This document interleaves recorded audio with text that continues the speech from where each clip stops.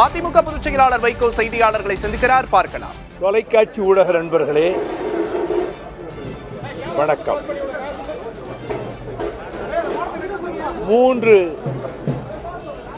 கோரிக்கைகளை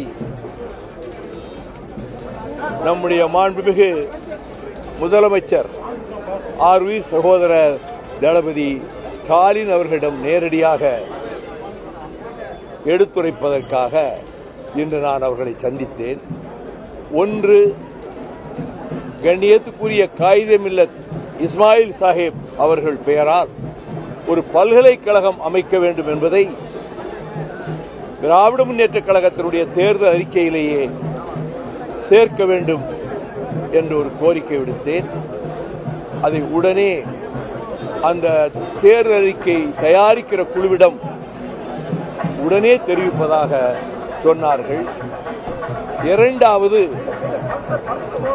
வறுமை கோட்டுக்கு கீழே உள்ளவர்களிடமும் விவசாயிகளுக்கும் இலவச மின்சாரம் கொடுப்பதை தடுப்பதற்கு மத்திய அரசு வஞ்சகமாக எடுக்கின்ற பல நடவடிக்கைகளுக்கு எப்படியோ ஒரு வகையில் உச்சநீதிமன்றமும் உடன்பட்டு போகிற சூழலில் சூரிய ஒளி மின்சார கட்டமைப்பில் வறுமை கோட்டுக்கு கீழே இருப்பவர்களுக்கு இலவச மின்சாரம் கொடுக்க அரசு முடிவெடுத்து விட்டால் இந்த தடுக்கின்ற முயற்சிகளிலே இருந்து நாம் விடுபட்டு விடலாம் என்பதையும் தேர்தல் அறிக்கையில் சேர்ப்பது சாலச் சிறந்ததாக இருக்கும் என்று அதையும் நான் கோரிக்கையாகவே முதல்வர் அவர்களிடம் தந்தேன். அதையும் உடனடியாக அந்த தேர்தல் அறிக்கை தயாரிக்கும் குழுவிலே சேர்க்க சொன்னார்கள். மிக முக்கியமான இன்னொரு பிரச்சனை, பாஞ்சாலங்குறிச்சியில் வேந்தராக இருந்து கயத்தாற்றிலே புளியமரத்திலே தூக்கிலிடப்பட்ட வீரபாண்டிய கட்டபொம்மனுடைய முன்னோர்கள் ஒரு 500 ஆண்டுகளுக்கு மேலாக அறுபடை வீடுகளில் ஒன்றாகிய திருச்செந்தூரில் கட்டபொம்மன் சத்திரம் என்று ஒன்று அமைத்து முருகன் கோவிலுடைய 9வது மண்டகப்படியாக அதை இத்தனை ஆண்டு காலம் 300-400 ஆண்டுகளாக பயன்படுத்தி வந்தார்கள். அதில் நேரடி வாரிசு பீமராசா என்ற வீரபாண்டிய சுப்பிரமணிய கட்டபொம்மதுரை இன்று தமிழக அரசிடமிருந்தும் அவர் உதவித்தொகை பெற்று வருகிறார். எனக்கு மிக மிக வேண்டியவர்.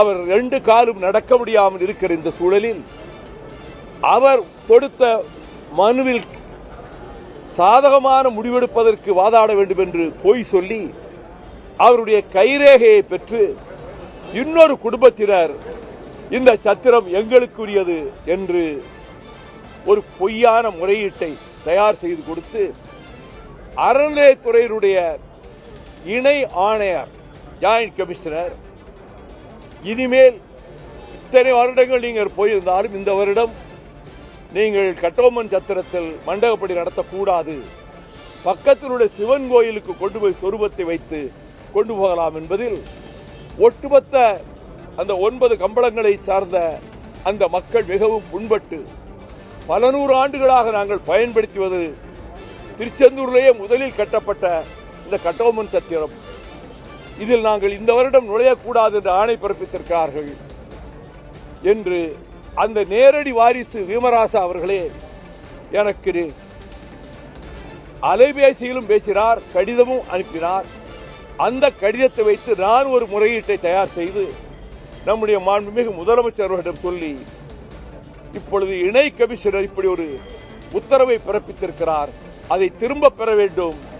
அந்த அத்தனை சமுதாய மக்களும் நேரடி வாரிசும் வழக்கமாக போகிற 9வது மண்டகப்படி முருகனுக்கு திருமுருகனுக்கு எங்களுக்கு உரிய இடத்துக்கு போக அனுமதியை பெற்றுத்தர வேண்டும் என்று கேட்டுக்கொண்டதன் பேரில் நான் ஒரு முறையீடு தயாரித்து மாண்புமிகு முதலமைச்சர்களிடம் சொன்னேன்.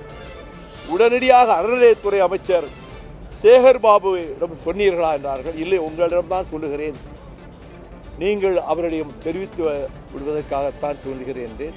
உடனடியாக தன்னுடைய தனி செயலாளரை அழைத்து அமைச்சர் சேகர் பாபுவிடம் இந்த பிரச்சனையை உடனடியாக சொல்லி வேண்டிய ஏற்பாடு செய்யுங்கள் என்று முதலமைச்சர் அதற்கு கூறியிருக்கிறார்கள்.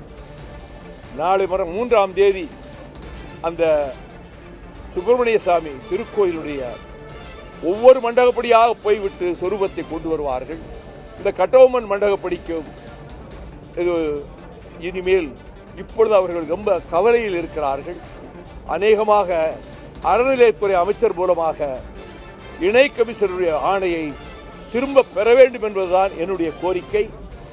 அநேகமாக அது நிறைவேறும் என்று நான் நம்புகிறேன். இதற்காகத்தான் வந்தேன், இதைத்தான் பேசினேன்.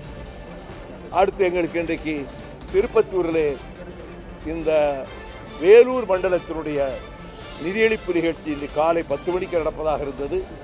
மாண்புமிகு முதல்வர் அவர்கள் பகல் 12:30 மணிக்கு நேரம் ஒதுக்கியதால் நான் அந்த கூட்டத்திலே கலந்து கொள்வதற்காக உடனடியாக செல்ல வேண்டிய நிலையில் இருக்கிறேன்.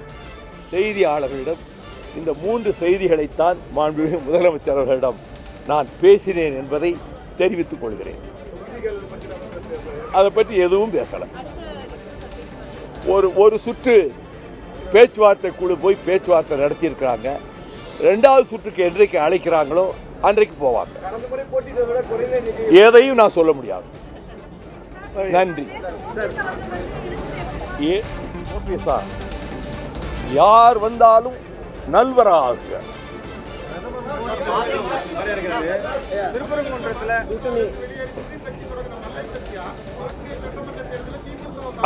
I ignore him. Kindly don't ask any question on him. முதல்வரை இன்று எதற்காக சந்தித்தேன் என்பது தொடர்பாக மதிமுக பொதுச் செயலாளர் வைகோ அளித்த பேட்டியை பார்த்தோம். 3 கோரிக்கைகளை நேரடியாக எடுத்துரைக்க சந்தித்தேன்.